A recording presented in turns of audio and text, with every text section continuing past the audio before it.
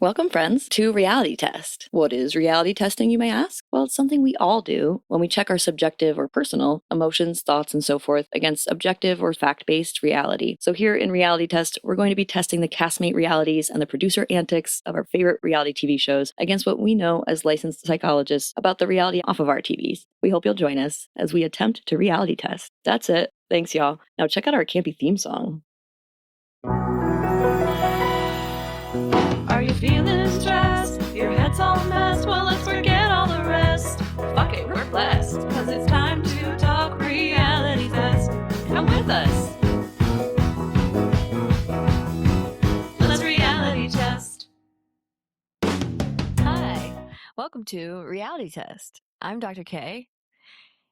Feel free to check in and take a seat wherever you like. It is just Dr. K today, and Dr. Ray is going to join us oh so shortly. And also, the third part of the Summer House reunion just came out yesterday on Peacock, day before on Bravo. So we just have to touch that with some psych content. We got to bring it in, bring in some relational, sociopolitical, psychological content.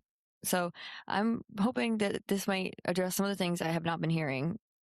Granted, I haven't done a whole lot of listening to other things. I have heard some other podcasts. I've heard a couple of the popular themes going around, and I take issue with some of them. And then I also just have some stuff I know is not being said. If you don't know us, I'm Dr. K, and Dr. Ray is typically with me. We're both licensed psychologists.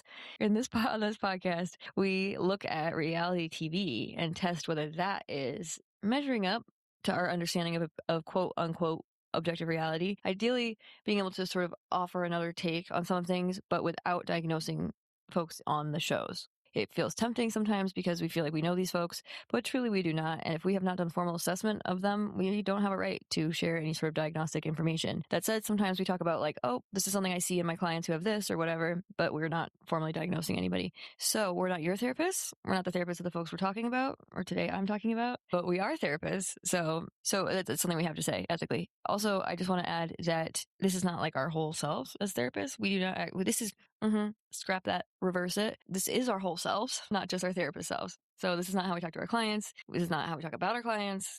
We are entirely just our whole human, supplemented by our psychological knowledge and certainly therapist role. We also have academic roles, so we're informed by that. But we are able to compartmentalize and think about our clients totally differently than we think about folks on reality TV. And that's kind of the fun of it for psychologists. We get to sort of like F around and find out about some of these folks because they're not actually our clients. Let me say right now, I've deleted like little snippets from this opening like 17 times. Okay. I never do that. But I'm having a hard time getting back into this. It's been so effing long. Gosh. Well, thank you for y'all's patience. With the changeover of the semester, it is tough to find time. And obviously, Dr. Ray is traveling and doing work and then also for pleasure. And, so we've missed you. I've missed Dr. Ray. I'm excited to see her later and to record. But certainly, we've missed also getting to talk with you all, even if it's one sided, because it doesn't feel one sided. I feel like we're talking. So, to that point, if there's anything ever that we talk about that you feel like jumping in and chat about, please do. We have some social medias that we'll talk about at the end. I can bring them up now as well. At Reality Test Podcast is our Instagram. Reality Test Pod is our Facebook page and also our YouTube page or channel. So hop on there and make a comment, or you can email us at realitycheckpodding@gmail.com. Check, CHECK, podding, PODDING, @gmail.com, realitycheckpodding. So I'm going to just jump in now. We do talk about psychological content. Sometimes that involves raising a diagnosis or two that might be relevant. Does not mean we're saying that they have them. The exception to that would be if they self-disclose a diagnosis. So I will also sometimes even actually challenge those diagnoses if they self-disclose them. And I'm sort of like, that feels like maybe a jump of your provider. The less we put ourselves in categories and boxes, the better. I don't tend to super agree with diagnosis in general because who came up with these labels and decided that these things were problematic? Folks who were like white cis het men in a room. You know what I mean? Even recently, even our recent diagnostic manual, primarily white cis het men, so middle class, all of the, able-bodied. So the biases are aplenty, and therefore, even when we think about diagnostic language, I've typically, even with people that I assess, do it with some flexibility, with something we should critically look at. Don't feel like you need to identify with this. If you don't feel like it fits, that's totally fine. And frankly, the only reason we might even really look at it is if it was related to getting resources for folks. Otherwise, do we need it? Probably not. I think some folks find comfort in feeling like there's a label for what they're experiencing, and that's great. If that's something that I can help someone with, I will. But otherwise, I think that we all kind of have our own way of being in the world, and who are we as therapists to decide something's pathological? So instead of my check-in today, I'm going to give you my values. So welcome. I say that because I did decide to forego the check-in today. I'm also going to forego reality check. So reality check is our portion on psychological science that Dr. Ray and I both bring in a study. I'm probably over-explaining this right now because I feel like it's been months since we've been here, and it has maybe been a month, is my thought. At least since I did the emergency Scamanda podcast. So it's been a minute. And my only point in over-explaining is that if anyone's new to this, or if y'all are coming back after a month like I am, maybe it helps we're like regrounding ourselves in our group norms, if you will. But going back to the group norm I was just landing on, we do something called reality check, which is where Dr. Ray and I both bring in a study that's relevant. It could be relevant to the study, to the episode that we're talking about, or it could be relevant to other shit that we find interesting. And we try to tie it in and edify ourselves. And hopefully y'all find it interesting too. And then we move right along and we get right into whatever we're doing. So I'm going to skip that as well because I actually have a shit ton of content for y'all. I have things to say about Scamanda. Here's why.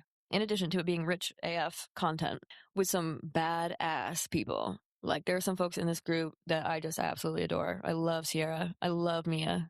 I love Dara. I've loved Dara since Get. I've loved all three of them. So, those are fantastic folks. And some of the men are okay too. It's fine.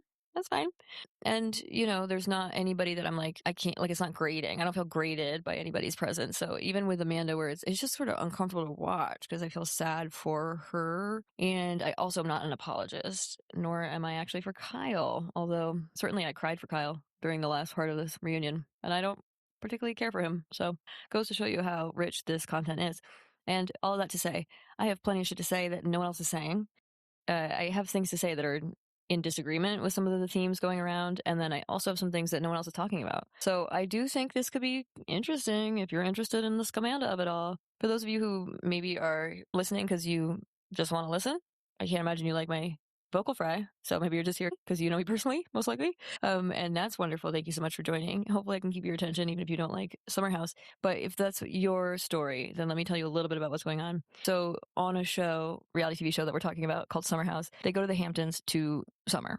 They share a house. They do house sharing, share housing in the Hamptons.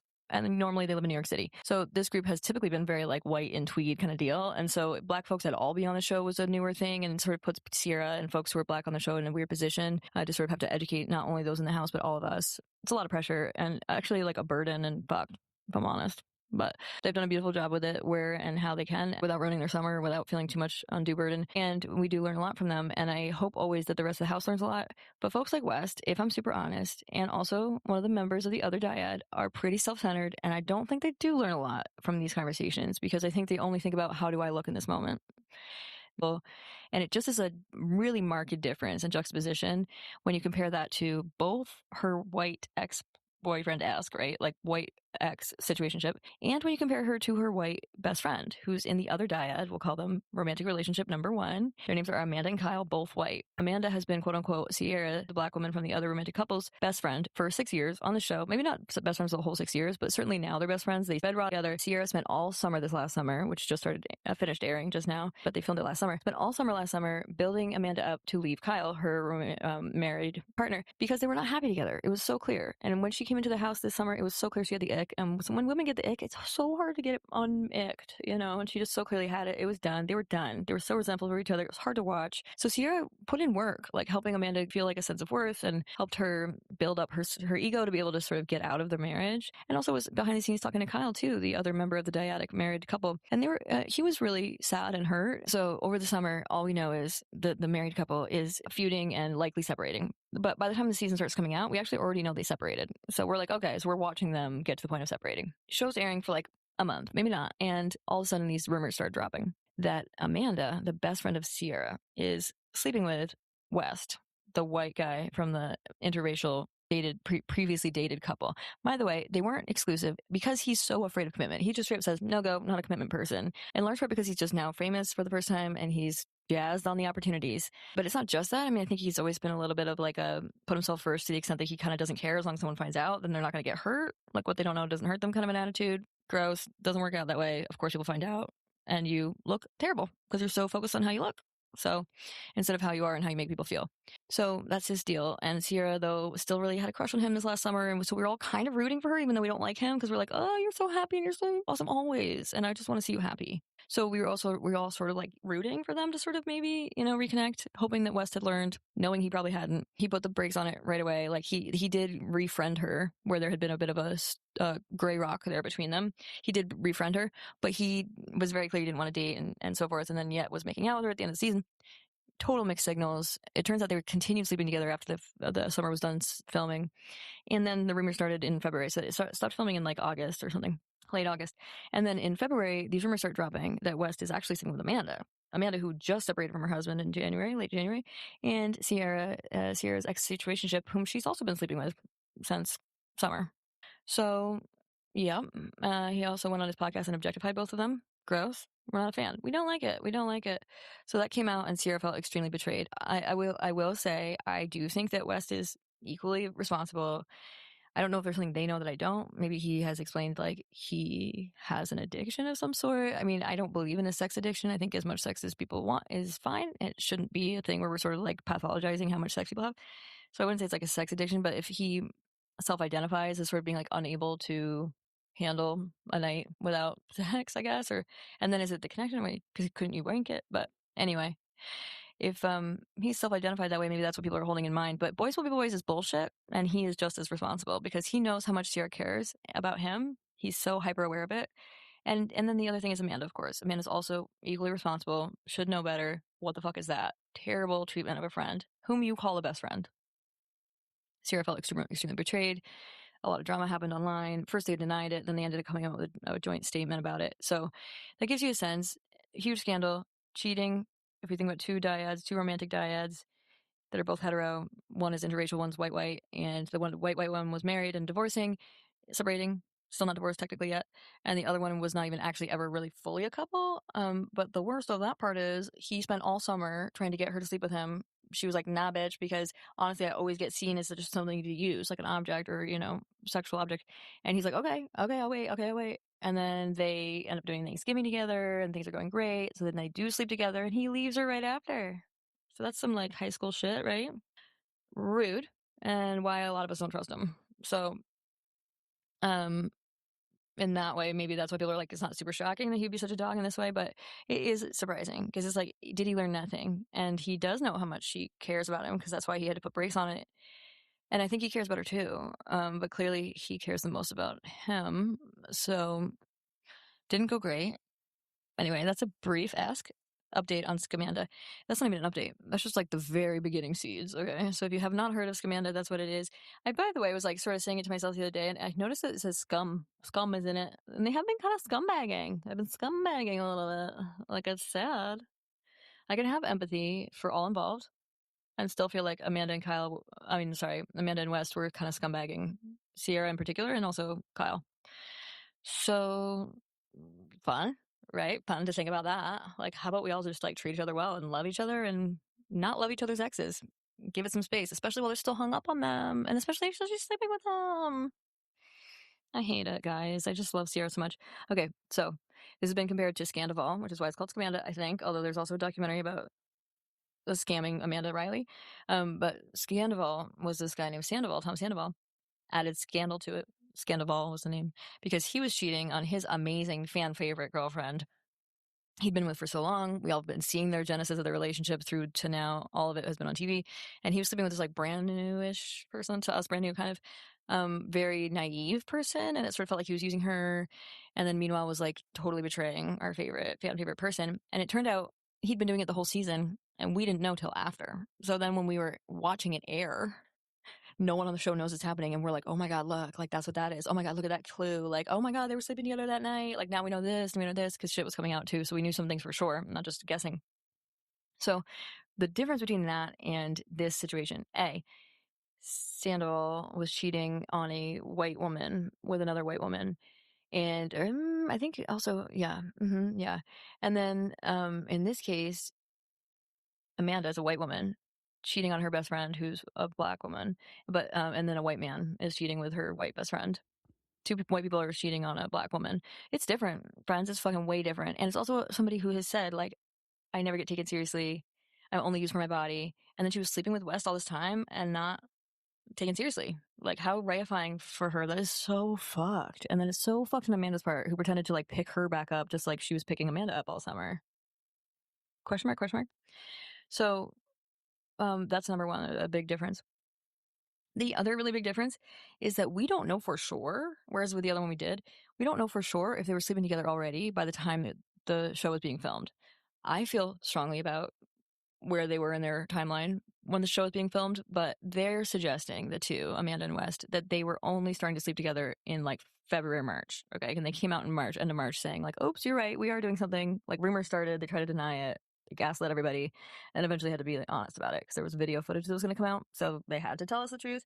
And at that point, they were sort of like, oops, like, we just started though. It's like brand new, like really strong thing. And like, I'm already separated and West isn't with anybody exclusively. And then that became the other wrinkle, which is that Sandoval was pretty much just sleeping with this other young woman.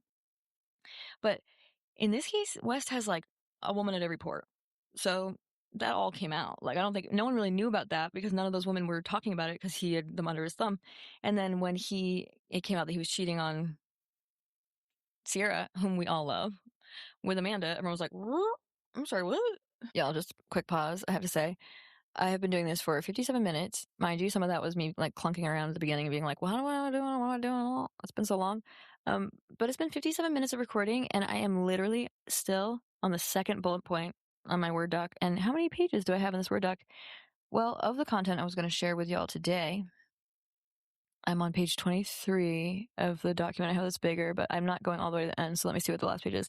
But it's 23. I have from page 23 to page 31. I have 8 pages to share notes with you with, and I'm on the second bullet point. Okay, so I'm going to try to like stay on script a little bit. Here we go. So West is charming AF and also clearly wants them to like him, but he seems to do it at a rate or like strategy level of manipulation. So it's almost like he's doing it to control folks, and that's dangerous, not great. People get hurt. He might see it as just like, of course, it's self-preservation, but it could be also self-preservation at the expense of other people, which, is selfish. So let's say this. Okay. So I'm saying my argument here, by the way, as a recalling of it, a reminder, is that I think West has some mom stuff packed in there tight into a suitcase that is hard for him to unpack. So as I mentioned, it means that he like really desperately wants to please women, but he also wants control over them. And like a version of that is having them like him and him being able to sleep with them and then decide when they stop sleeping together. But he does end up being a little bit repetitive. Like he goes back. He does kind of like create situationships with multiple women at the same time. So he isn't just like dicking and ditching. I like it. He's not just dicking and ditching. However, I'm sure there are plenty of examples of that as well. But we at least know of some folks that all thought they were exclusive. So he is at least in some ways like there's a part of him that does want to attach. When I say at least, I don't mean like, and that's a good thing because he shouldn't be dicking these women around. But I do think there's a part of him that wants to attach and not just be totally non-committal. That said, he is definitely non-committal. So what is that? And what has his image of marriage been? And then, as I mentioned, I think his image of women is complex. I think there's a part of him that wants to value and raise up women. You know what it is? It's not those things. There's a part of him that wants to respect women. He wants to be respectful. That's not the same thing as raising them up. And frankly, I'm not sure it's respect either. What is it? It's like he wants to be able to be seen as kind and like an advocate, and he just isn't. Like he went on his podcast, was super objectifying about Sierra and Amanda at a time when he was sleeping with both of them separately. We don't like it. So I think that speaks to the fact that he wants to seem like he's valuing women. He's good at being nice and charming, but ultimately he puts himself first to the extent that he's not putting himself in their shoes. He's not imagining how they feel. And so he sort of ends up using them, and they know it. So sometimes they react, and that's fantastic. When that happens, they're able to spot it, but it's not easy. And so it sometimes takes other people being like, are you having this experience? It's like, oh. So when it came out about Amanda, an entire roster of women came out and we're like, oh, okay, I guess that means me as well. So what a gift that they got to meet each other and talk it out, because it really is unfortunate that he put them in that position. Like, he's like, what is he going to become, like a monogamist? No, he's going to become like a polygamist, end up with wives in each of those ports. Like, what is he going to do in the long run? I don't know. I don't think he knew. So the mom stuff, it means he has a part of him that respects women's power and even like maybe enjoys being infantilized by women a little bit, like wants to be like sort of whipped into place a little bit by women. There's probably a part of him that enjoys that.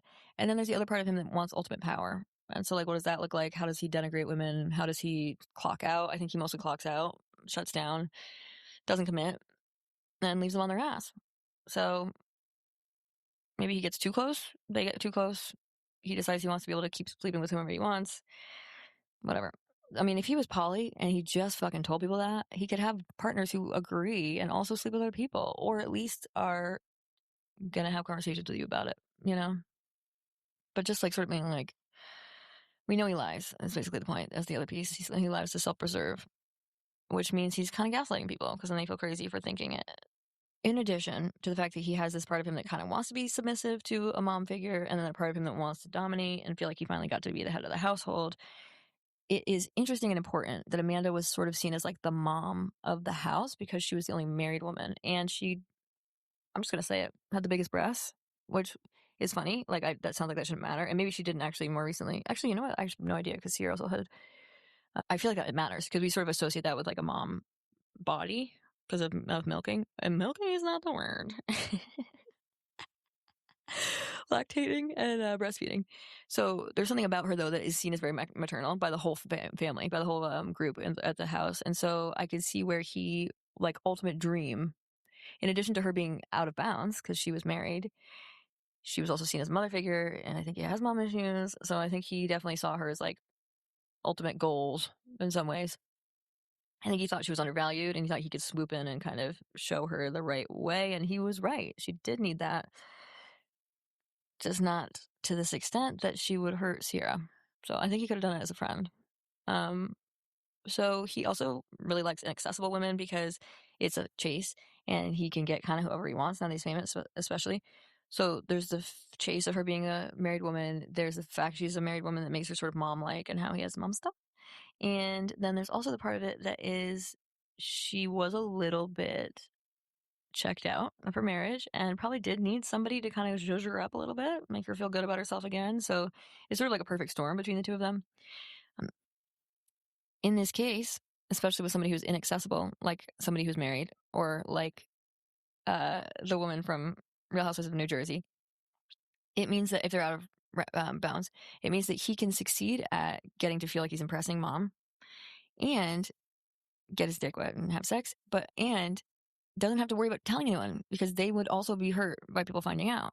So then he gets to make sure that we're tiptoeing together. And then if we're tiptoeing together, Wes doesn't have to tell his exclusive girlfriend that he's also dicking around with these reality TV stars. So he gets to hold everything, right? And that he doesn't want to lose a single thing. That's a part of him, I think, that's also focused on the mom part is, and I brought up the fact like he can attach, but maybe he isn't able to unattach.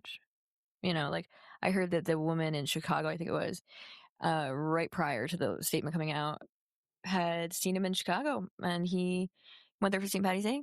She had decided to break it off and he won her back over and they slept together. And that was before she knew he was sleeping with a bunch of other people. So, point being that I think he also is a smooth talker. It's hard for people to say no to him. And so he kind of like flexes that muscle. But also, I don't think he really wants to lose anything or anybody. I would be surprised if somebody told me he's a very decisive person. Like, I'm going to go ahead and say indecisive. Not a diagnosis, just a thought, just a trait I would assign to him. So, maybe that's obvious because the commitment thing. Oh, yeah, right. Well, actually, so that's interesting because I wasn't thinking, I just now was like, oh, like it goes this way. It actually goes that way as well. So like we could also think about it that way. Part of why he's so bad at commitment is because he's also very indecisive. And so if he were to choose someone, he would immediately worry about the greener grasses elsewhere instead of really digging into what he's doing with that one thing. Because he's always fearful he'll make the wrong choice, he doesn't make one. So, or worse, he makes one 5 times and doesn't tell them about it, you know? So makes choices that suit him, but not necessarily that are better for the world or the women involved. And for that reason, I would say the lack of decisiveness and the fact that he doesn't grieve a whole lot. I think that's what it is. Yeah, I'm giving myself that vibe as well as I think about it. part of what I think of as like where does indecision come from is like a lack of grief for someone important early on. So I'm back to sort of thinking, was that his mom or is that his Nana? Because if it was his Nana and his mom died, then that could be the loss that he didn't mourn. And if he didn't mourn his mom a whole lot because he was really young when she died and he didn't get to go to the funeral or like the open casket or something, or maybe she died elsewhere, like, whatever it is, if he didn't have a ritual to say goodbye to her, maybe he has a hang up about loss. And if he has a hang up about loss, then that would make him roll bad at making decisions and make him roll bad at committing because he doesn't want to get hurt if he commits to one person and they die or abandon him or leave him or reject him. So that would explain a lot of that dynamic. I will say at the same time that, so yeah, I think that maybe he hasn't had a lot of experience with finite loss, and if he has, it didn't go great. And I think that would also make sense why he sort of like lingers out of his relationships with people. Like he still found Sierra attractive, even though he knew he was dragging her along, and he didn't plan to date her. And then they start sleeping together again. Like I think he does sort of feel like he doesn't want to let go of things, which frankly I don't love loss either. And also though I had the gift of being able to mourn my father's death, and I think if you've lost a parent and you haven't gotten a chance to mourn it, you're going to have some shit to deal with. And not bad, you're definitely not alone, but maybe seeing a therapist, just sort of sharing some of that part of you, we can absolutely help people think about decision making, trauma. Like my thought would be like, now's a good time then to like go through your trauma work, and maybe that includes grief work of a parent, because that's traumatic as fuck. So that's where I'm at with West. And so let me actually say it this way. That's actually phase 1 of West's mommy issues with Amanda. So the first half is, oh my God, I need to please her no matter what. Oh my God, let me run over here and make sure she's okay. Oh my God, let me bring the chair over. It's very like infantilizing, taking care of her, but like pretending like it's like, oh, you're all powerful. You tell me what to do. Or like, but still there's part of him is like, let me protect them because they're little China dolls. And then that also can feel good for women because we've been taught to want that by culture. So then that can become cyclical. But the other thing that happens in a dynamic where you like that a woman can kind of put you in your place, you know, because it's hot. I mean, whatever. Maybe you have a thing was like of a disciplining parent or a lack of discipline or whatever. The problem is longer term, especially when the honeymoon phase or the new relationship energy, NRE, wears off, some of that snark gets a little bit more cutting because the other person might be less likely to sugarcoat it a little bit or just gently kind of cushion it a little bit, even though they're sort of like, fuck you, guy, get it out, whatever. But as they start to feel less energized by new relationship energy, they might be a little bit more like, fuck you, like whatever, you know? So for that reason, I can also see the second phase happening with Amanda and West, where we go from him trying so hard to impress her. She's mom. She's doing everything perfectly. She's an saint. She's Kyle's wife, and she hasn't had sex in 7 years, so I don't have to worry about thinking about Kyle's dick in her. Like, you know, it's like that kind of shit where it's like, I bet he actually had those thoughts. Like, that's so gross, but like, that's the kind of thing that happens with folks that have that sort of hyper focus, because it's sort of like, you know, one is convenience, she's right there, but then another part of it too is like, ooh, that's thrilling because, and like I can imagine part of him being like, oh, like Kyle couldn't, but like I can, you know, ew, right? um can I also say there's a part of me that wonders about her getting off? I hadn't even really thought about that, but like maybe given how young Kyle and Amanda were when they got together, maybe she said, I don't like it when you eat me out, so don't bother. And he never really figured out how to get her off. And maybe he did figure it out, but it was like a specific way, and she didn't always want to do that, or she felt ashamed, or whatever. And maybe this is all conjecture. I actually have other reasons why I think they weren't having sex. But if for some reason it was about the fact she wasn't getting off in her marriage with Kyle, and then she found out that West like is a giver, quote unquote, which even if he is, and it's for ulterior motives. But like, say he like sort of used that line with her, and she's sort of like, well, that kind of gets me like fluttering or whatever. Then I could see why both like she's like, oh, and then also why he might be like, oh yeah, like look at me go. He might feel strong because of that. Like, gross, right? Like that's shitty to Kyle, but not gross because it's sexual, but bummer for Kyle, I should say. And I'm not a Kyle apologist, as I mentioned. So, basically, though, he went from trying desperately to appease her And I imagine some of that was stronger vibes before they had sex, but they definitely had sex. And more recently, it's been real clear that she's had to be like getting him corralled and being like, pretend like you like me. Or like she said, act like you like me when they're in public. We saw it. It was mouthed at the reunion. She admitted she said it. She just said it was at the end of a sentence, which does not matter. There's no sentence that starts any which way that makes the end of it different if the end of it is act like you like me. Like, email me, tell me, what would you start a sentence with if the ending has to be, act like you like me, give me a beginning part of that sentence, if it's a longer sentence, that makes it have a different meaning. Maybe like, I can't believe you would act like you like me, but then it's sort of like, you're also sort of saying, like, I can't believe you'd act, like, just actually like me. Same meaning.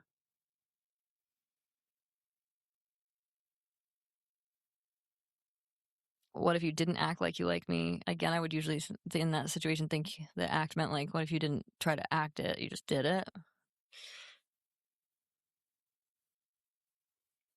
Keep noodling on it. Definitely email us at realitycheckpodding, PODDING, realitycheck, CHECK, podding, PODDING, at gmail.com, realitycheckpodding at gmail.com. Tell me what you could put at the beginning of a sentence that ends with act like you like me that would change the meaning of that stem or ending to that clause, let's say. Okay. The second half of him is a little bit sassy back. I think that she started to resent him for not going exclusive with her, Amanda, and therefore, which I'll come back to why I don't think they're exclusive. And then it got a little snippy, that's his word, not mine. And he started to feel like he was eating his feelings of anger with her for that. Like, I don't think he wants to be infantilized to that degree and sort of condescended to. More so like infantilized in the like, she'll take care of you way, but not like she'll tell you what to do way. And so, you know, we saw that second part, and that's what was at the reunion. It was like they seemed real uncomfy. He barely kissed her when he came in. He gave her a little like, and it was at the back to the camera. I'd be surprised if they actually even kissed, frankly. And if they did, it was quick and not dirty. And he didn't go after her when she left the stage. She had to be told to go. At one point, he explicitly said, "I'm going to stay and see in case Andy has questions for me," which not now. I'm not going to ask you shit when she's not here. She's a part of your image right now. She's a part of who you are right now to us. So no, we'll wait. But yeah, like stuff like that where like if they were really partners, would that be his reaction? Question mark. And that makes it hard. So hard to know. Weird. But oh well.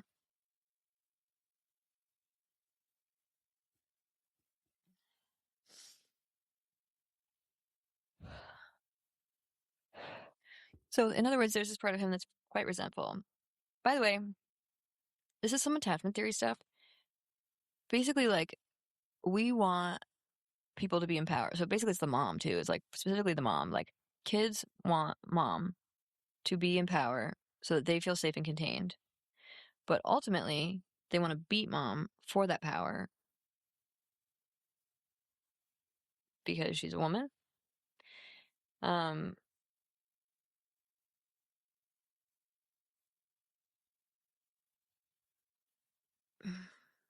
At a loss actually about why that would be, but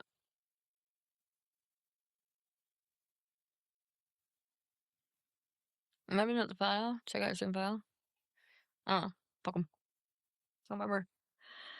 Okay, so sure enough. Okay, yeah. Okay, it was time attachment. All right, yeah. So there's this like it's basically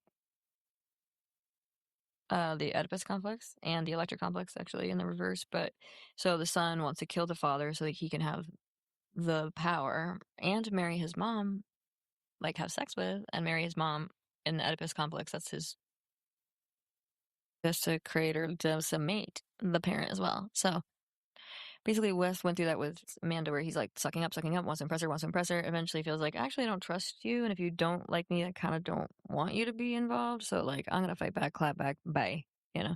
So sort of taking her down from being in a power position with him, which then made him less forgiving and like giddy. So I can see why she would say, like, at least act like you like me. Like, that West objectifies women. We don't like it. Interesting that. So Basically. I do think that Wes is a bit of a mama's boy, okay? That's where we're at with that first theme. You know what it is? It is Oedipal. Like, so that's one part, the psychoanalytic approach to it. But also involved in this, you can think of it as attachment stuff. Like, he has a maybe disorganized attachment. He's both sort of like clinging to and also pushing away love. He doesn't want anybody to get too close to him because then it's vulnerable. But he also does want like a lot of like fake closeness or like shallow closeness, if you know what I mean, with women. And then the other sort of theory I was thinking about, so that's attachment theory. The other theory I was just thinking about, is this, it's not a psych theory. Well, it is a psych theory, but it's not a clinical theory. There's a theory that we all have needs to experience sadism and masochism on like a daily basis. Like we need to experience both. And maybe it's not like thinking about it as pain, right? Like, so sadism is like enjoying others, seeing others in pain, and masochism is enjoying yourself being in pain. And I guess that's the way I mean it in this case is not so much that as being power over and power under. Like we all have a need to be dominated. It's submission and dominance. That's more what I mean. So we need to have experiences where we're in the down one position and also experiences where we're in the power position. So if you think about that sort of push pull just right there, West starts out very much in the power down position. You know, he like does what she asks. He's very much taking care of her, still kind of like in a condescending way when he does that in general, but he does seem to respond well to her instruction and her emotional needs. And she seems like she's being vulnerable with him and he's able to sort of be there for her. I'm thinking about the time she ran into his arms, sort of bawling as he held her. But then again, she said, "I love you." And he said, "Okay, back." So I think that was actually a pretty important turning point in his submission to go towards dominance. So sure enough, he starts out like, let me impress moms. Amanda has mom vibes, as I mentioned. So he starts out in that relationship with like, let me impress mom. Let me impress mom. And then eventually she kind of loses that power position. And I honestly think part of it has to do with when she did become available. But then at that point, he is no longer respecting her power in the relationship, and she might therefore double down a little bit. I think some of her comments are a little snippy. It's his word. I don't like that word. Let me say it this way. Some of her instructions to him during the reunion were quite condescending, and I think he can be condescending too. So that's sort of that sadomasochism or that dominant submission stuff happening between the two of them, giving each other advice, you know, telling each other what to do. And I think ultimately that like push-pull with power for West probably comes from mom stuff. And like maybe it's dad stuff. I mean, maybe I'm like misjudging this. Maybe it's more that he's acting as he saw his dad act versus that he's acting in response to his mom's consistency. But I know he has a pretty strong grandma or Nana, I think. And so that does make me wonder if it's sort of like two different messages about how a mother's love is that he's sort of getting whiplash from, you know, sort of getting pulled in both directions from, if you will.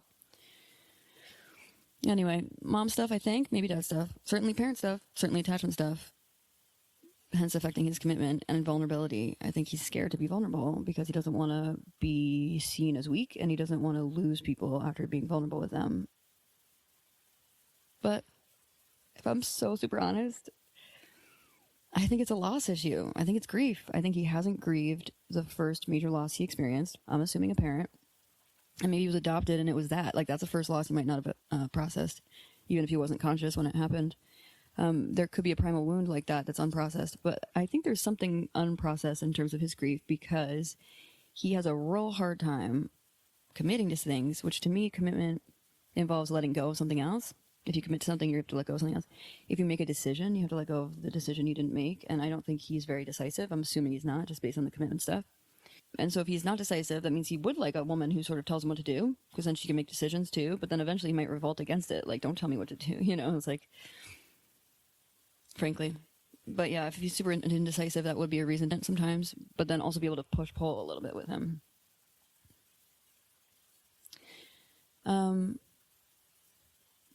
The decision thing. I think it's decision paralysis stuff. It's like he can't decide. He can't commit because he doesn't want to give up all the other women he could be sleeping with. And therefore,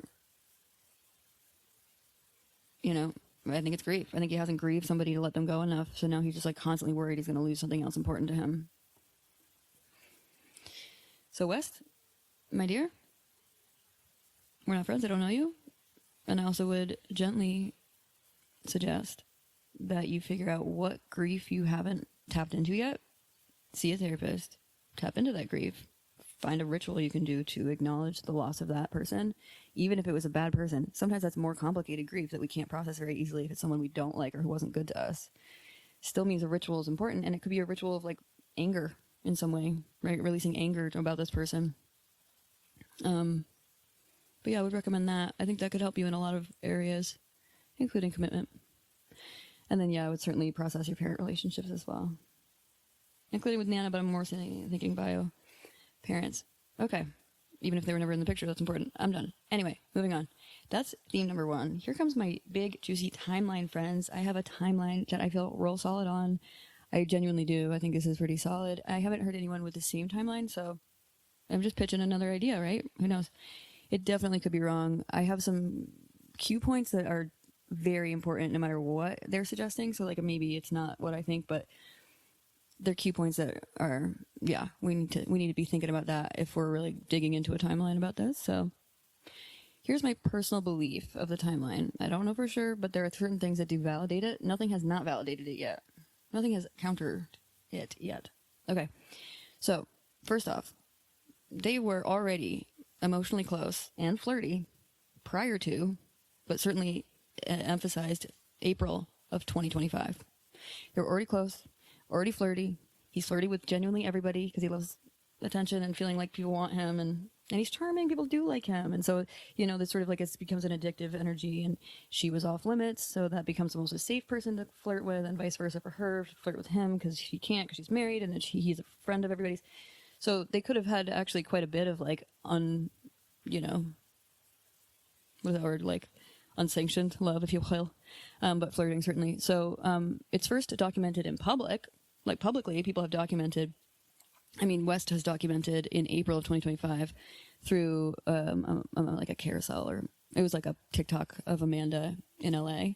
So starting in April of 2025, it's clear that the two of them have a special relationship outside of Kyle. It's not just his friendship with Kyle.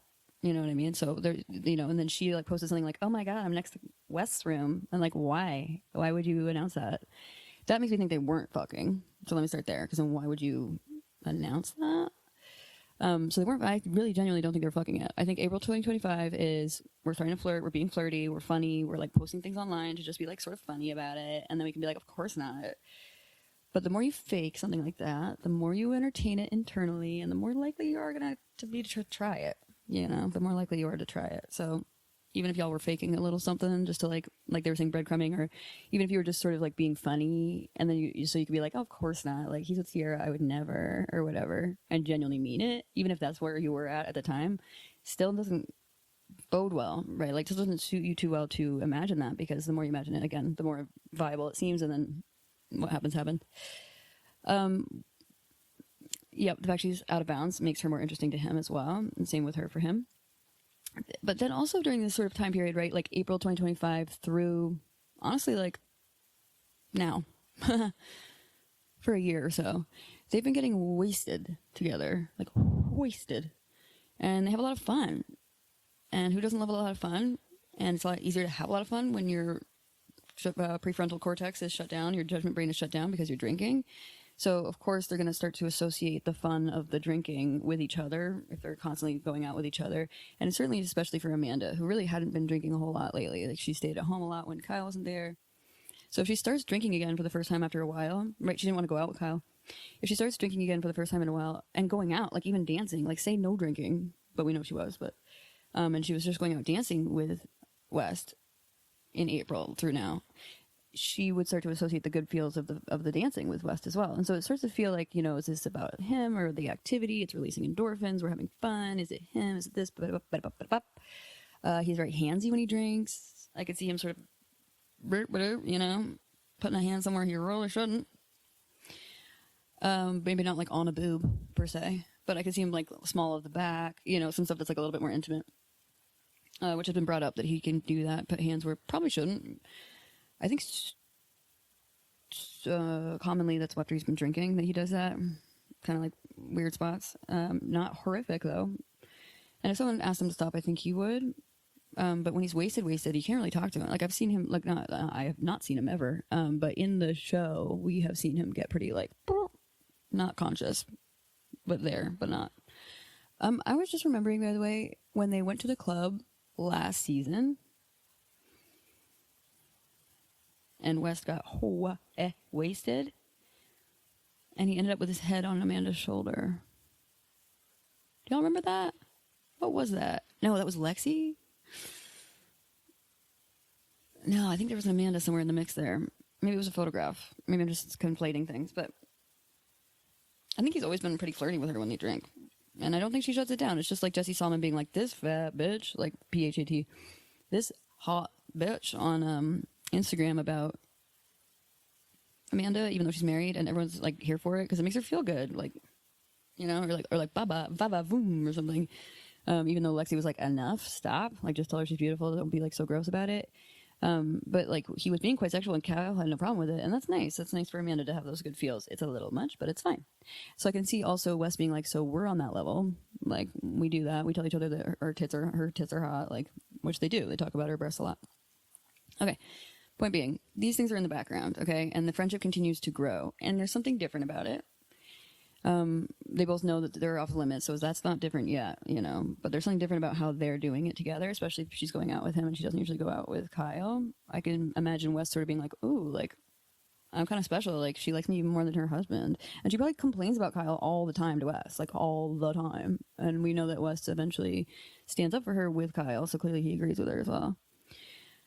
During these preseason filming of Summer House, they're posting cryptic social media posts to each other. Okay, like we don't know who's for what, but now looking back, we're like, oh, that was kind of a moment, wasn't it? It's really their music choices that are super rich, like All About You or something. You know, it's like, what? You know, who else would that be about? And then like one of the ones that Wes posted at some point was my ex's girlfriend. My ex's best friend, meaning Amanda. His ex was Sierra, best friend was Amanda. You know, that's like, was this for her then? But yeah, these are like cryptic sort of things, but they're not really being secretive at all, because at least I think they didn't think that we'd ever learn a bit about it, and so we would always just think like, oh yeah, they're just like friends or whatever, you know. But the interesting thing, right, they don't think we're ever going to find out, right? And he certainly doesn't want anyone like Mayha finding out that he's doing this with Amanda, and he doesn't want Amanda finding out he's doing that with Mayha. And so he's in like cloud 9 right now, that he and Amanda can like send each other secret Instagram messages without anyone knowing who it's for and about, because then Amanda's happy, but he doesn't have to explain it to anybody. And they both care so deeply about how people see them, like just immensely, they both do. So they have like a sort of a shared performative nature and focus on appearances, and they both think about what that means that the audience is going to think about them, etc. And so I think it really bonded them actually at the beginning. Like they're both sort of like, why wouldn't Kyle think about how it looks to like be at a fucking fan's house overnight? Like, what is it, Kyle? What is it? But it's also an indication that at some point, if y'all are both feeling that way, you're going to end up each person for themselves. Like if you're both so concerned with how you look, you're not going to put the other person's image first, or your love for the other person before your image, right? It's always going to come first. Kind of a bummer. So at the end of the day, it will not last just for that one singular fact. Isn't that wild? It's like, right, the rest of this is awful, tempestuous. I don't think they were actually exclusive, which is one of my future themes I'm going to tell you about today. I am convinced that they were never exclusive, and not only that like they never wanted, I mean, Wes never wanted to be, and is still not, and was not at the reunion. I'm convinced of that, but I'll explain why later. And my point here only being, even if that were not the case, I would know just from the fact they both care so much about how they look that they could not make it work, because it's always going to come first. By the way, during all of the Ben drama too, Amanda really like shows her true colors. Like she's telling us like, this bitch, and it's so clear that she thought Sabrina was like a fan. By the way, I thought she kind of looked like a fan too, if I'm honest. I would have found her real sickening.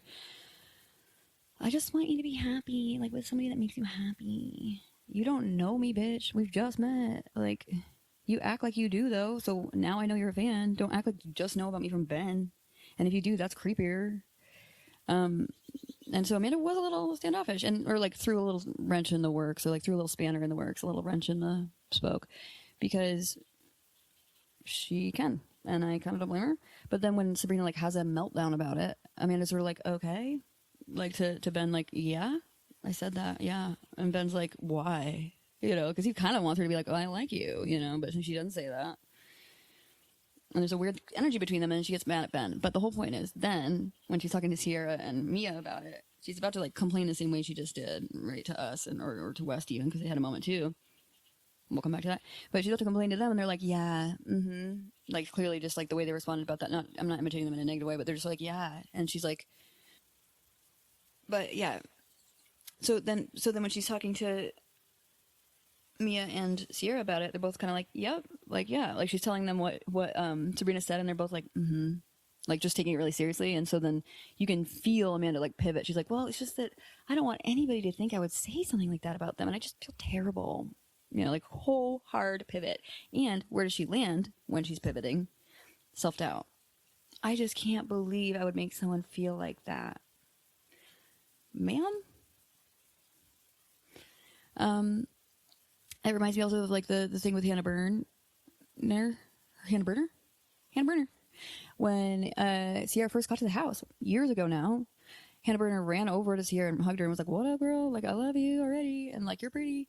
And Amanda's like, why would you go hug the new girl? And she's like, she's gorgeous, I like her, she has a great vibe. Like, Amanda, what? Like, are you in high school? This feels a little high school, my friend. And a lot of this does. I'm now having a moment. What if she was traumatized in high school? Bullied? Or sexual violence? Or parent divorce? Or... I get the sense of parents are together, but maybe it's two different sets of parents. She's stunted. She's stunted in high school. I didn't even think of it. But yeah, the sort of like the mean girl thing, the like, obviously I'm doing this thing was like, why does it feel bad I sleep with this guy? Like, I don't know, because you give a fuck about your friend? Like, by the way, friends are forever, so keep it together. Keep it together, literally. Keep us together as friends. So that kind of thing is very high school. And the way she came into that reunion was very high school. Like, she's either completely shut down or she's near tears, which, whatever. I mean, I think we all hypo and hyperactivate, for sure. I don't mean that. But there is something about it that's a little unprocessed. Maybe she has attachment trauma. Maybe she... has disorganized attachment where she does both, you know, shut down, hyperactivate, depending on the stressor, which can be seen as adaptive, by the way. Disorganized attachment doesn't have to be such a negative thing that we have sometimes used it as in the field. We're also moving away from actually using those kind of labels anyway, and more thinking about just like, are they a hypo or hyperactivating person, or both, or neither? What does neither look like? Just like perfectly still? I don't know. Not still, but like perfectly unactivated. In other words, it doesn't exist, is my point. Yeah, so, but the question is, like, how much of those two things and in what context, and are they being used for good, or are they disruptive in some way?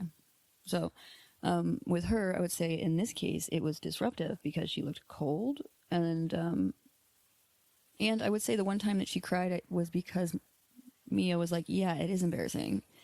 And I think that's just hitting on her, like, absolute worst fear, is being embarrassed. Going back though, so sorry, when she's rerouting with Mia and Sierra, where she's like, oh, I just hate that I would make anybody feel that way. So she lands on self-doubt, you know, and like that's sort of her go-to. And so that was troubling, because then I was like, how often have you made it about that when it hasn't been about that? Because 5 minutes ago, you were full of power, sort of being like, this bitch can go, you know. I was with Ben first, even if it was a fake marriage, she can leave. And I kind of was here for it, if I'm so super honest. I was really off-put by Sabrina's entrance into the group, and honestly a little bit off-put by how she was towards Sierra, if I'm like so serious. Like, I don't know. She also seems like somebody who's very young, like in life experience. Let's say that. Early in life experience, maybe traumatized young. But Amanda's, I'm realizing Amanda's definitely, you know, stagnant. I wonder if that's some of the depression and stuff as well. She really does need individual therapy to sort through some of the stuff that I'm sure is right below the surface for her. That's what I'm thinking. I'm not sure. I think. Let's do that. Let's say that, because I'm actually not at all sure. I have no clue. Haven't met her. But it does give signs of like something unresolved. something kind of stuck there, you know. Okay, so this is the other thing I was going to bring up about the Sabrina drama. So when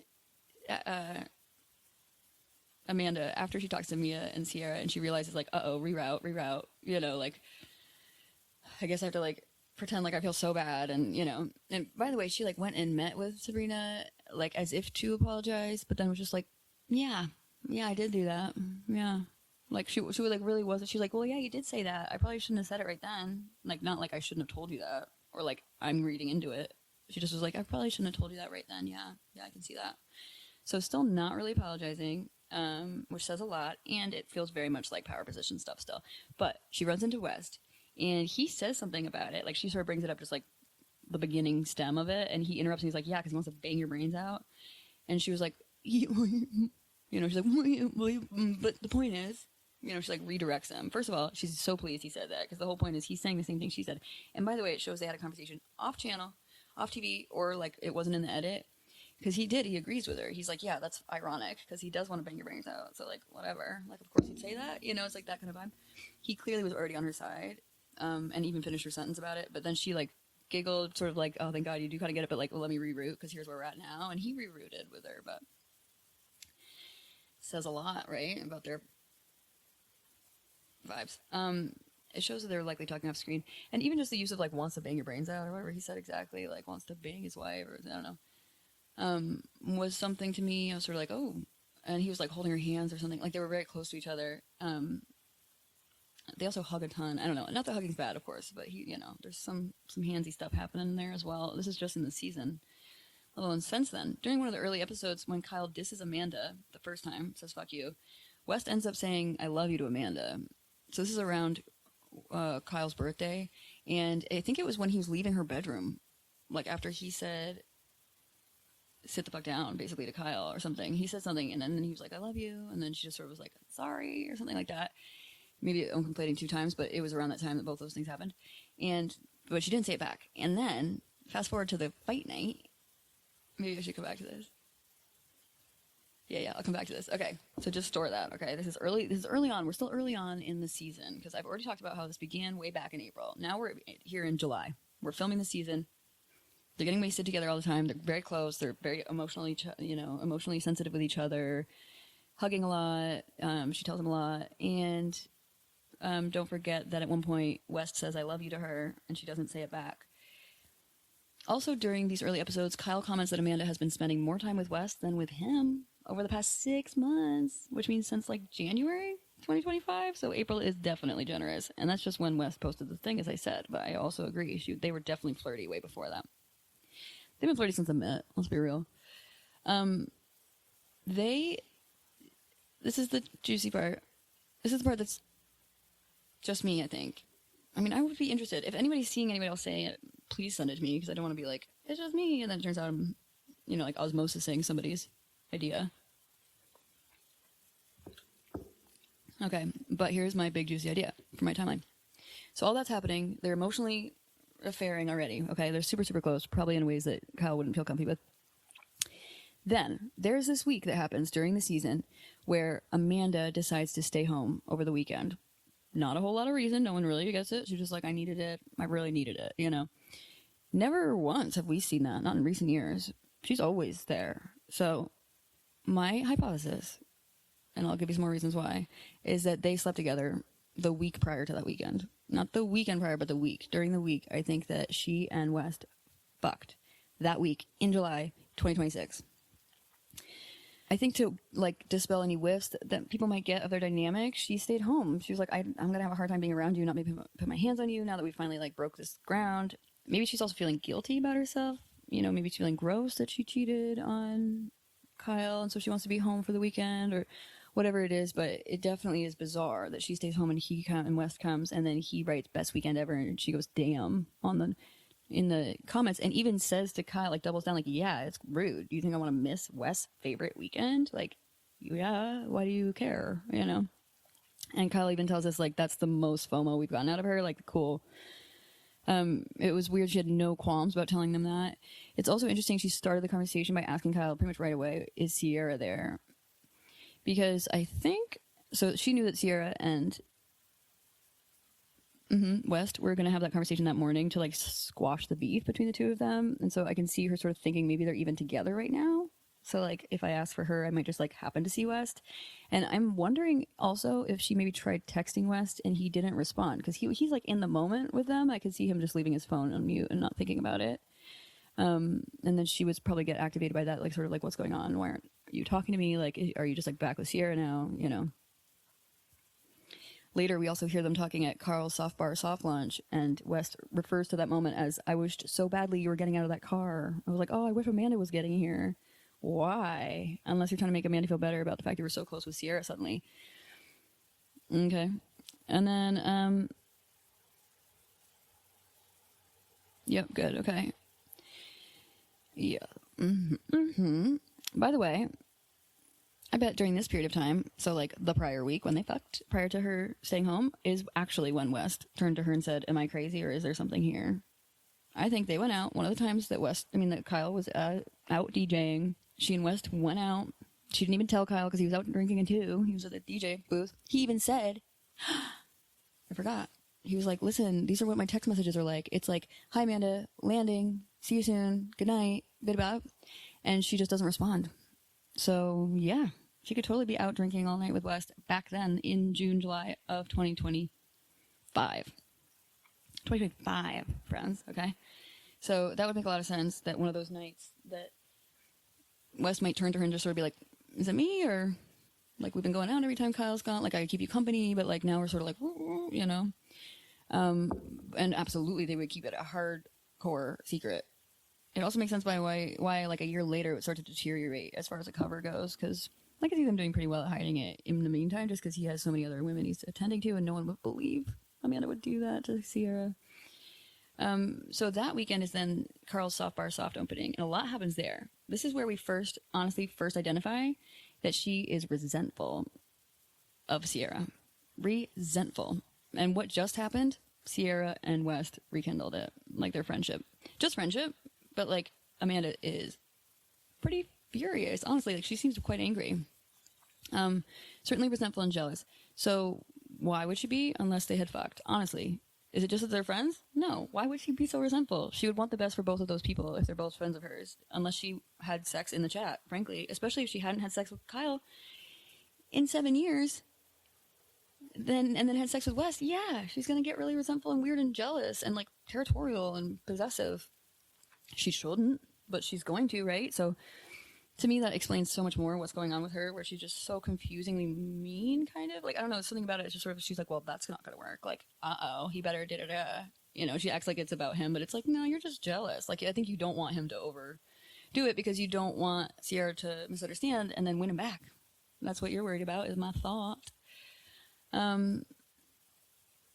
Yeah, so then, for another example, she's talking to Jesse Solomon at the soft bar launch, and he's like, yeah, they're doing a double date right after this, because now Sabrina tells me things, and that's what they're doing. And Amanda goes, what? She's like, right after this? And he's like, yeah. And she's like, oh. Like, she's so thrown by it. This is one of the times she's sort of resentful about Sierra, where she's like, what the? She better be careful, he better be careful. But, like, it's so clear West had not told her about that thing. There was no double date as far as she was concerned. She did not know about it. And that's a big thing to not tell Amanda. And it's only a big thing to not tell Amanda if y'all have been fucking, honestly. Like, if you're just friends with Amanda and she just is, like, hoping they're the best between you and Sierra, she's not going to be like, what? Like, how dare you not tell me? And not only that, she didn't go. And clearly they got to a place where at least Mia was like, come with us. And she's like, no. Because she didn't want to see him be pushed together with Sierra, because everyone's pushing them together. It's like a running joke of like, oh, Sierra and West. She doesn't want to see it. And West knew she didn't want to see it, and that's why he didn't tell her about it. And also he didn't want her to be angry because they're fucking, and he knows that she's possessive now that they've fucked, and she hadn't fucked anyone in 7 years, and maybe he got her off. Maybe she hadn't gotten off before in a long time, or ever. Who knows? If I'm honest, not ever in general, like maybe with herself, but and during sex or just certain kind of sexual act that she's never gotten on. You know, it's like I think he probably expanded something for her, especially if he is so active. Although I guess probably Kyle was too. Maybe not. I don't fucking know. Not my business. But I will say, yeah, this is where Amanda clearly starts to get jealous. Later, during the Carl and Kyle fight, which is like the next weekend, yeah? Something close? Amanda says to West, I love you. And West says, okay. He says, okay. And it's after they were hugging intensely after the fight.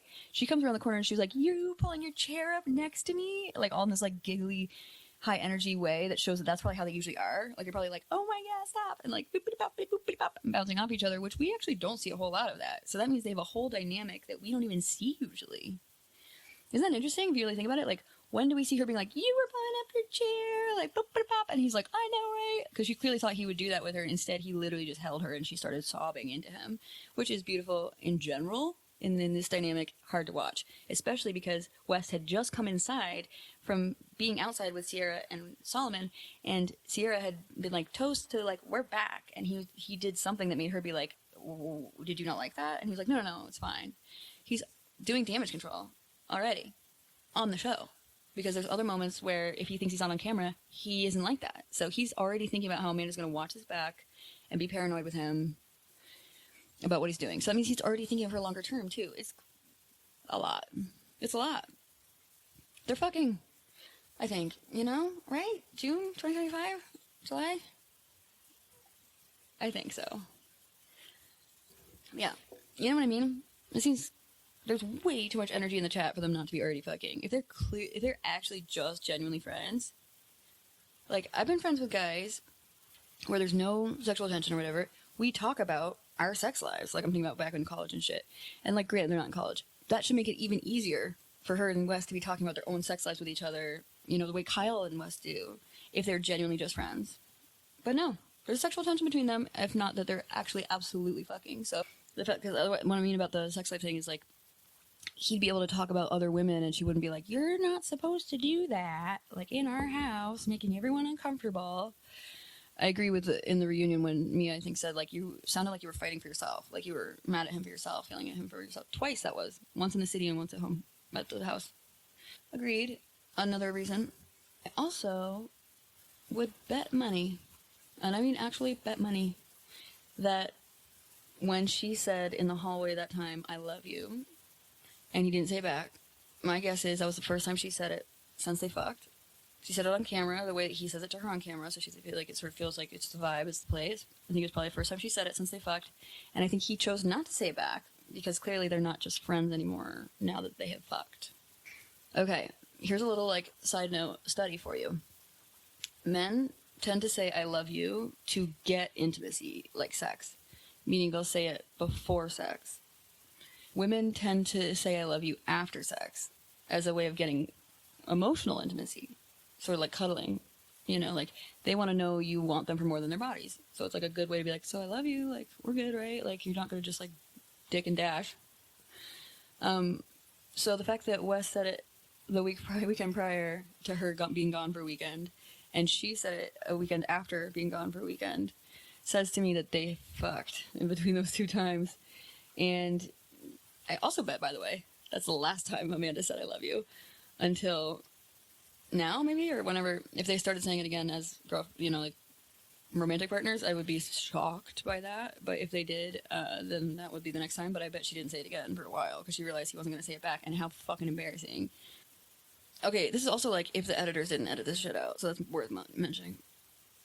While Sierra and Solomon are enjoying that the three of them are back, West acts oddly to Sierra's toast. She says, "What, didn't you like that?" "No, not that kind of thing." Clearly being careful about what Amanda sees, yeah.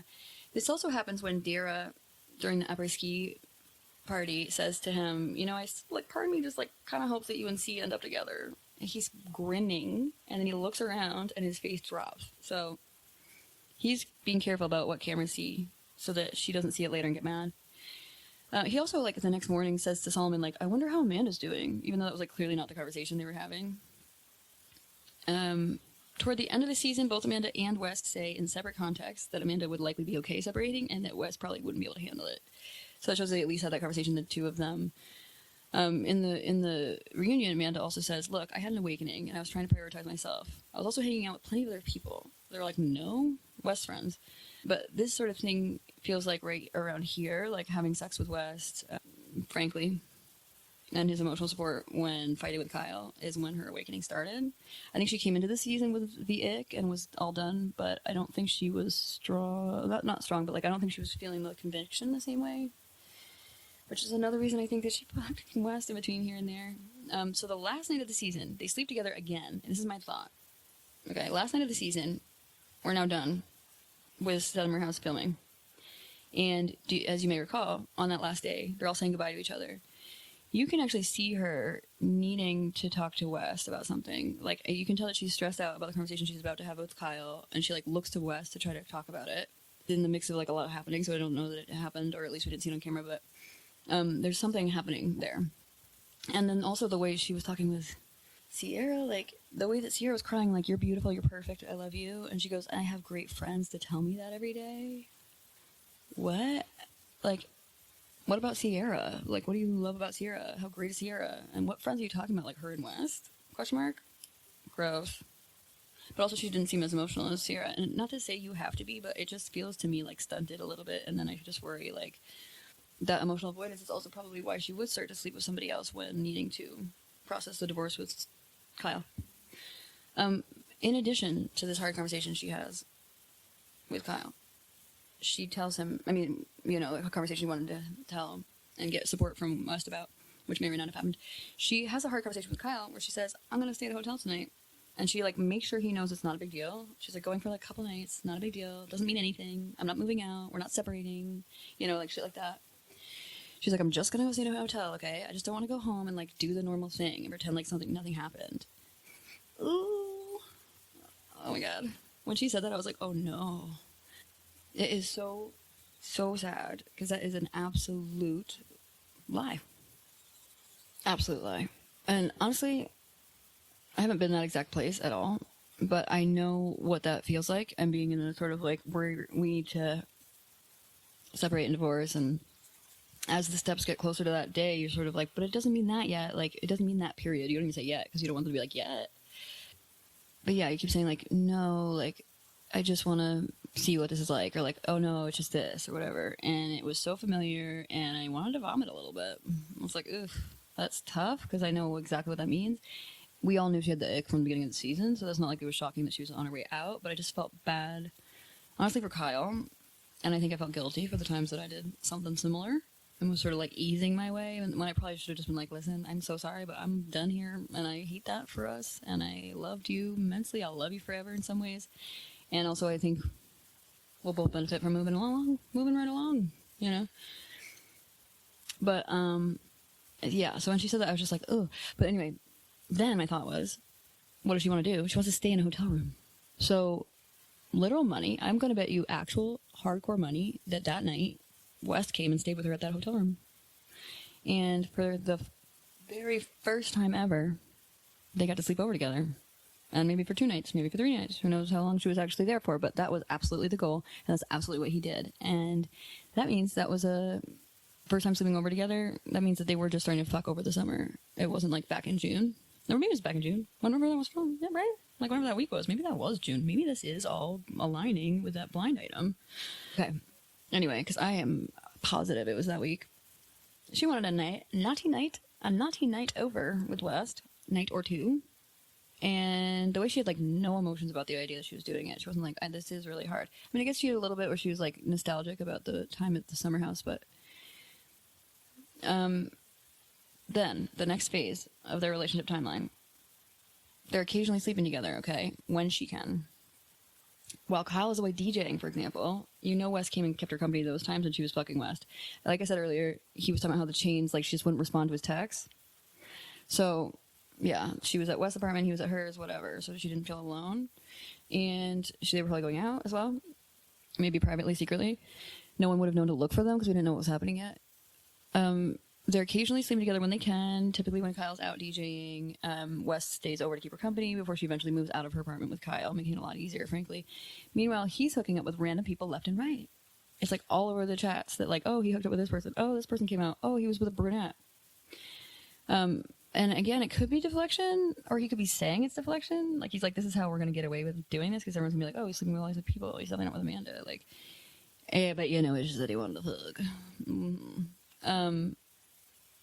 And I do think it's out of his absolute need for attention and sex and validation, as I mentioned earlier, sort of being, like, both attended to, like, praised and wanted, but then also in control.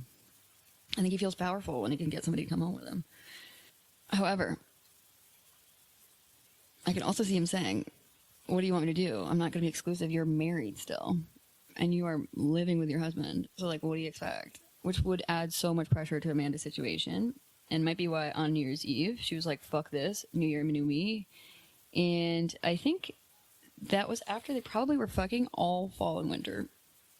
It continues through January. But on January 1st and then January 19th is when they gave us the announcement. But she says at New Year's Day, she was like, I'm out, bitch. Like, and she was so nonchalant about it and so cold about it. Like, I'm just so sure that that was pressured because she was like, I just got to get done with this then. Because, like, clearly I don't want Wes sleeping with everybody else. Like, I want us to get to a place where we can be monogamous, maybe. But she wasn't going to do that, by the way. Like, continue with the divorce from Kyle, given her avoidance, unless she had somebody else to fall into. Somebody else's arms to fall into. So that tells me that they were already together, not just like fucking, or like more emotionally together. And then this shifts the entire relationship with West. Okay, so you know, she's divorcing Kyle. Everybody knows about it. They go on a date February 2nd. February 3rd, she posts photos, including from the night before, with music Back to Friends. And I was sort of thinking that kind of gives me that vibe of like, and now that we're off the date, Back to Friends, like we go on a date and we're dating, but then we have to go back to being just friends so that no one else knows. So that suggests that they're more than friends when they're not out of the bar, etc. She starts getting more territorial of him, you know? And he now emphasizes that she should use her lingering relationship with Kyle because he's going to use his relationship with Sierra to deflect from their own relationship. So that therefore, come early February, he's bringing Sierra to the Super Bowl and she ends up making out with Kyle around then. And that to me says West went a touch too far with Sierra, made Amanda a little bit too jealous, so then she would meet out with Kyle to try to make West jealous. I think what she misunderstood is like, I don't think he would be. She already was married to him when they first started canoodling, so I feel like that was a revengeful move on her part, and I don't know that it worked. But also, as I'm saying, this relationship is shifting now. Like, now that he can have her pretty soon even, I think he's kind of done. I think he's starting to shift out of it, if I'm super, super honest. So she finally nuts up to separate from Kyle. We know from the season that Wes is a people pleaser, okay, and will ask for forgiveness over permission. So he likely did all sorts of shit that he hadn't told Amanda, and if she ever found out, he's like, I'm sorry, like, whatever. Like, I bet he just would make her feel like shit instead of owning shit. Make her feel crazy, or like sweet talk her out of it, saying things like, I never said we were exclusive, like, you can't get mad at me for this, or whatever, so she wouldn't feel like she had a foot to stand on with her complaints. So I bet he was doing all sorts of shit, because he just can't, like, he's standing in front of a pretty girl, and she's like, let's go. He's not going to be like, no. And so when he doesn't say no, how does he go back home and say it to Amanda what happened? Not that she's at his home, but when he gets home and texting her, whatever it is. And I think also that this is around the time where Amanda uses West's lookalike friend, quote unquote, like a friend that everyone's like, oh, that's his friend, that's not West. And she's like, you know, she's like, oh, it's his friend, like so that then people don't know that she's hooking up with West. So that's happening around this time as well. Some confusion. They're denying the relationship left, right, and center in all sorts of articles. Other people are denying it for them. But I was thinking about that also, like this timing stuff. Like, I think that Amanda was deeply fearful she was going to get accused of cheating on Kyle. I don't think she even really put a whole lot into Sierra on that. Oh yeah. You know what? If she's not watching the season, that would do a lot of it, wouldn't it? That would give us a sense of why she thought it wasn't that big a deal to Sierra, and maybe thought it was just like the fans going off too much, but that Sierra was just sort of instigating it, when it's actually like Sierra's deeply hurt. She's like deeply hurt. I'm trying to think about how much of us knowing that Sierra was still into West was from the confessionals versus her conversations with Amanda. I'm actually recalling this conversation. Sierra, Amanda, I want to say Mia, could have been someone else. They're talking about West kind of hitting on Sierra, and I think Amanda or somebody said, he has a crush on you still. And like kind of gauge what Sierra responded with. And I remember thinking Sierra's playing it cool, because I don't think she wanted anybody to turn around and be like, she likes you too, you know? So yeah, that would be hard to gauge. Okay, but okay, listen, let me make this real clear. I absolutely still think it would have been so obvious that you just nope never, you know? You just nope never. She clearly was so into him during the summer. She was into him, and like, yeah, she's now mad at him for 2 summers, but you're not mad at somebody that you don't care about, you know. And so like that shows she's still kind of hung up on him, like she should think. But even then, like Sierra like really had a time with West and like really was destroyed by it, and so you would think Amanda would know that's a nope never thing. But I'm just sort of thinking like maybe she didn't really fully understand just how much Sierra still cared about him. I don't know. At the same time, I was talking about how jealous she was of Sierra all fucking year. So I guess she must have known. But I don't know. I'm just saying maybe Sierra was more forthcoming with us in confessionals than she was with her friends. And maybe she and West were secretly fucking because she didn't want people to think she was sliding backwards. And she didn't want people to be like, oh, don't go get played by a white boy again. You know? Anyway, just some thoughts, some food for thoughts, and not meaning to let her off the hook at all, because I think no matter what, it's your friend, it's an ex, he meant a lot to her, clearly still does, he clearly still cares about her. Get out of the mess, get out of the way, you know? Don't get involved. I should have put it that way. Don't get involved. Okay, so, wow, I do still actually have a lot. Oh god. Okay. Let me see. 1, 2. Okay, I only have 2 more major points and then some subpoints for them, and I'm just gonna stop there. And we'll do more themes later. Okay. So, at this point, Amanda continues to privately resent Sierra. This is during the time when West is probably fucking around. No one knows that they're together yet. She made out with Kyle to have revenge on him. He brought Sierra to the game. Yibbity yabby boops. Then video footage is found or like taken of them kissing, I think in his apartment, if I'm honest, or maybe hers, and it is they're told that it's going to get leaked, so they have to jump into action. And just like she forced Kyle to hurry up and post the statement about their divorce or separation, she's now hurrying up and posting about whatever it is with West. So this is really, really important, because I think she tries to say to him, people are going to be like, what the fuck? Like, how could you possibly do this if you're not even going to be together? Because that's what we did about the whole Sandoval thing, right? We were like, Sandoval and Raquel, you better stay together. And then she went to rehab, and we were sort of like, well, that's better, actually, if we're honest. But at the time, we were like, y'all better make this work, because why would you hurt Ariana for nothing? And clearly, Amanda would know that, and she always talks about how she like can imagine what the fans are going to say. So she's immediately like, oh no, if people find out about this, they're going to be like, why are you doing this for nothing? Like, so we have to at least tell them we're doing something, even if we're not. You know, sort of using that to be more forceful with him about them having to go to be exclusive. But meanwhile, he's quote unquote exclusive with Meha. So he's in a pickle, and he tells her, no, I'm not going to be exclusive with anybody. Not my vibe, not my style. No one would believe it because I wasn't exclusive with Sierra. You know, he's sort of like, no, I definitely can't do that. So the ChatGPT announcement, or however they decided to write it, it might not be ChatGPT just because it was, of course, rushed, but also because they were like fancy footing all around it. Like, if you really read their statement, not at all about the fact that they're together exclusively.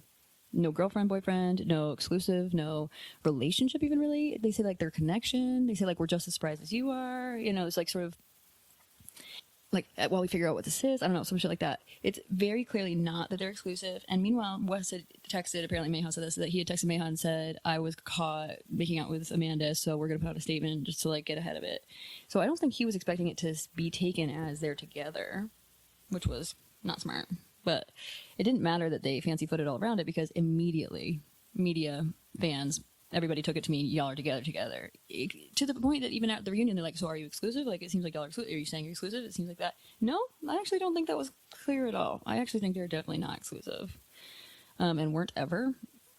But one of my data points about that, by the way, is that West and Amanda both repeatedly brought up that a big conversation they've been having is how it better be worth it. It better be big deal. It better be big stake. Or it is big stakes, yada, yada. Right. Is that like the main conversation you guys had? Because I'm pretty sure that's how Amanda was like, well, we got to do something now, you know? And like that's why at the game she'd be like, act like you like me. Like, we're trying to show them that we like did this for a reason, so no one's mad at us as much. I also felt like when they referred to those conversations where they were like, you know, yeah, we thought a lot about that, about how it had to be like a big deal if we were going to do this. We had to like make sure it had legs. but they're not really saying like, and we decided we do love each other, or like it is a big deal or whatever. And so to me, it almost actually feels like a precursor to them later being like, so that's why we said we were, but we weren't exclusive. He certainly has plausible deniability to be like, we actually did it, and she can't lie about it now because he never actually agreed to be, you know, I think for real, he never agreed to be exclusive. And so I think, yeah, he can later be like, I don't know, like we just said that because we knew it was a big deal. And Andy straight up asks, like, do you feel pressure to like make it a big deal? And Wes said like, well, that shouldn't be why you do it. But like, of course, yeah, I still feel that. Of course, anybody's going to feel that. That shouldn't be why you do it. But of course, yeah, anybody would feel that way. You know, he didn't say it's not the whole reason why we did it, but it is still pressure, I feel. He said that shouldn't be why you do it. But of course we feel it. So it's why you did it. Right? That's what that means. So he's forced to make decisions about his side pieces and his main lady, Mayha. This is why their statement's so bad, because it's like so much going on, and they're trying to negotiate the line between what he needs and what she needs. Okay, this moment right here is when the honeymoon phase between the two of them ends. This is what West refers to as like the early days. They're now over. Now we're serious. Now we have to go around and act. Now we have to like worry about everybody else's stuff. Now Amanda's going to complain more than she's going to be happy, even though you love seeing her happy. So in what motherfucking world is a couple going to talk about all of this uncontrollable connection? We couldn't help ourselves. It was too strong. Like, what were we doing? We didn't know. It just that came up out of nowhere. What couple is talking about that has not had sex? So if Amanda's going to tell us in her timeline, which she did, that this is when they first had sex, was after the statement was released, who talks about uncontrollable feelings without having had sex? Nobody. Like, absolutely not. And also, would you admit it if you hadn't had sex? Like, wouldn't you just be like, yeah, we made out, it was rough, but like, we're not gonna fuck, we're not together, you know? Like, if you guys have to admit you're together, then you also were fucking. That's where I'm at with that. And I wonder if it would have felt like a major fuck you to Kyle if she was like, yeah, we've been fucking since April. Like, not only because she cheated on him, but like also because they hadn't been having sex. I was thinking about how she probably told him things like, I feel shut off in my body from you after you cheated on me. I feel gross. Or she could have said something like, my medication for my antidepressant is not good for my libido. Also possible. And then the third version could have also just been like, I'm tired and depressed. Right? Like, so I don't know what she was using as her reasoning. Like, it definitely could be any of those three or all three or whatever. I kind of think the cheating thing's kind of a big thing, maybe. Because it started 7 years ago, and I think that's probably around when that happened. But yeah, if she's using any of those with Kyle, the only one that would pass muster that wouldn't apply also to West is the cheating. And then it's also like, well, now you're cheating, you know, so if he ever finds out how long they were doing that for. Amanda's starting to realize he really doesn't want to be exclusive, you know, she's starting to get real resentful of it as well. He looks angry at her. Anywhere they go, he looks pissed. She continues to go to bars with him and his friends, and I think it's to check up on him. I think it's to make sure he doesn't fuck around with other people, because now they're supposed to be together, so you better not do anything dumb. Like, we don't have to go home together, but like, you're not going to go home with someone else. She probably pressures him not to hook up with anyone else publicly now that they've implied they're together, and all of the media and fandom inferred that from them. And with her newfound confidence and control over West, I think she does start to get a little bit of that sass, like, you know, don't eat the cookie, or don't make that noise when you're talking. Can you cluck while you're talking? I don't think so. So I really think he doesn't like that. You know, he like refers to her as being snippy for the reunion as a way, I think, of probably how he feels that she is in general. Like, he feels like, don't be snippy with me, kind of.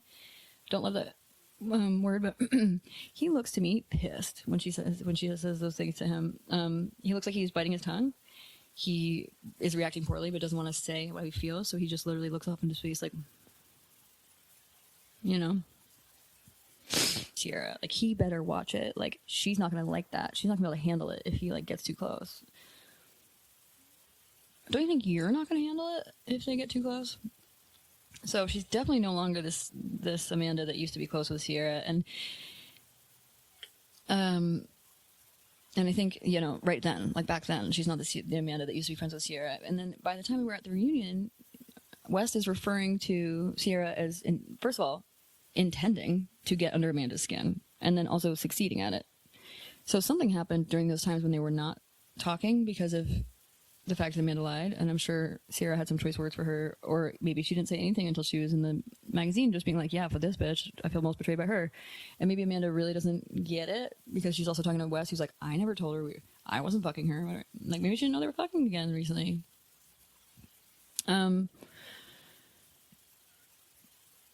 But yeah, there's something happening there. And then, because it's all she cares about when she comes in the room for a reunion. She just wants to make sure no one knows, or no one thinks that she cheated on Kyle. But she doesn't even prepare an answer about, like, Sierra. Why wouldn't you come with something to say to Sierra? Instead, you're rolling your eyes at her, being like, fuck off, like, whatever. Are you kidding?